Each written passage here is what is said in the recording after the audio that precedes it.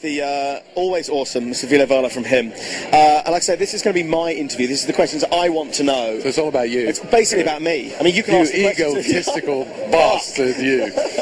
What has happened? He was such a jovial gentleman back in the day, and now that's all changed. You were wearing bands and everything. You know? I know.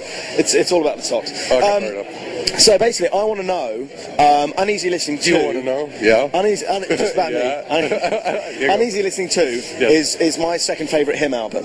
Oh, wow. The more acoustically... No, the heavier. The tougher one, And it reminded me, the approach, in the way that Nine Inch Nails... Because you know how Trent would often do two completely different versions of the same song? Yeah. Is that something that you kind of had in your mind, that songs when you were writing them or you were in the studio, you're like, I almost want to do this version and that version? Well, that's usually how we work on songs. They usually start off being fairly acoustic, Neil Youngish type of things. I record them, I do a demo of them.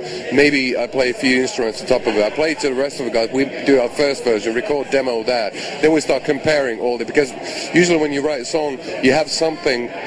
When it's sparse, sentimental, and to the basics, you just have the essentials. It does have something you lose when you have a lot of orchestration around it. Yeah. So you're trying to have a combination that will have both. We'll have the balls and the hearts. And so we Him's always been awesome at that. That's everything Him's about in my mind. Well, I'm blushing. But, so yeah, that is the way we work. We do a lot of versions. That was the first possibility for us to release that stuff for the Uneasy Listening. So were those versions around at the time, and you've collected them all for now, or is it that... Yeah, I went through my archives, so we didn't record anything for that. I had a lot of stuff actually that the record company didn't, and it was just completists, and then people who do appreciate the fact that we have the official album version, and then usually something really acoustic, weird, maybe a remix type of a thing, and a really tough version and everything. It kind of like shows a person how a song evolves, how it changes, and how it finds its place. And a lot of times people like a different version than on the album, you know, and that's fine. That kind of brings me as well to covers. Now, I'm an enormous fan of covers, and you're, Him are very good at covers. Wicked Game, an awesome appropriation. Have you any other covers in mind that we can expect, even just live things? We're playing... We haven't played Rebel Yell by Billy Idol in 10 years, and we're going to play it tonight. So really, that's one of them things. But we haven't really worked on a lot of covers. Now, you know, we've been on tour since Venus Doom was released constantly, and now just had a month and a half off, and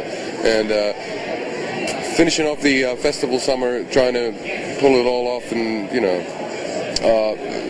work our way through the summer, and then after that we'll see what happens. I don't know. It'd be great one day to, do a lot more covers, but then very easily you turn into this love metal jukebox type of thing. You know what I'm saying? Yeah, I know. Yeah. You're stuck with because I love bands who do their own versions.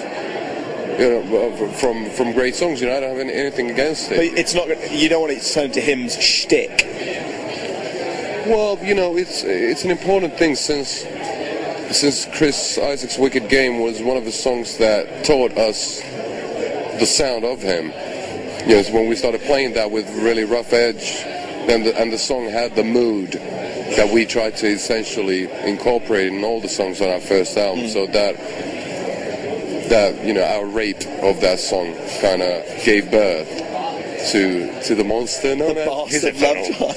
The bastard love child. Because there's two versions of that knocking around as well, isn't there? There's the one with the really riffy beginning, and then another version. There's like 3 or 4. I don't know. Oh really? Okay. I can't remember anymore. Okay. Because my suggestion for the Him cover. Go for it. It's got to be Cutting Crews, Died in Your Arms. We've played it. I got to try it. Where have you played it? Where are these gigs, Vila? Why am I not coming to these shows? I might have a tape. We played it. We played Madonna's Live to Tell. We played Take My Breath Away by Berlin. We did Enjoy the Silence by Depeche Mode. We did I Just Died in Your Arms. The funny thing about I Just Died in Your Arms tonight is the fact that Tim Palmer, who's been producing a couple of previous albums, he actually mixed that song. So really? It's Small World. What? And it sounds terrible, the visual mix. Really? We were laughing at it. Yeah, Miguel was saying in the car, it sounds so bad. It sounds so bad. And Tim was like, thanks, mate, I mixed it. But we have played it. It's a beautiful song. It's a belter. That's awesome. And I'd say I kind of hear it now. Like when you hear the Chris Isaacs version of Wicked Game, I'm almost like, I need the guitar in there. I need that rolling down the chords. I know. So also last time download was your second or third time 3 years ago. It was your first time on main stage, and I remember we had a conversation afterwards that actually him suit the second stages. Or the third stages, or the no, I think it's better to see you. You know, Daylight and him. It's just not two things I'd say in the same sentence. So, are you looking forward to playing in a tent again, or? Well, I guess the second stage we're playing is not a tent. Is it outdoors? Outdoors. That's what I understood. Yeah. I'll just wear my sunglasses then. Yeah, well, you know, and we're ashamed of ourselves, you know, playing in the daylight. So I'm hoping that have your brollies. It's like, but it is tough. You lose a lot of the, you know, our music is more or less pretty dark and melancholy, and it does have that Paradise Lost by Dying Bright type of vibe occasionally. So it's hardly Katrina and the Waves, summertime picnic vibe, is it? Well, you know, there's all kinds of picnics.